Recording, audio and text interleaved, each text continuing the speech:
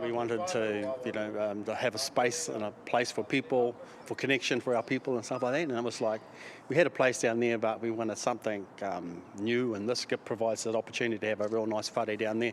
I think any opportunity to work closely with the community is really valuable to our Pasifika and to our environment. It creates opportunities to engage better with the local community, have more support for our students. Success for young people is important. They need to have great opportunities, and the sort of program we're providing here with the help and guidance of the Toki and the support of Runaka will enable that.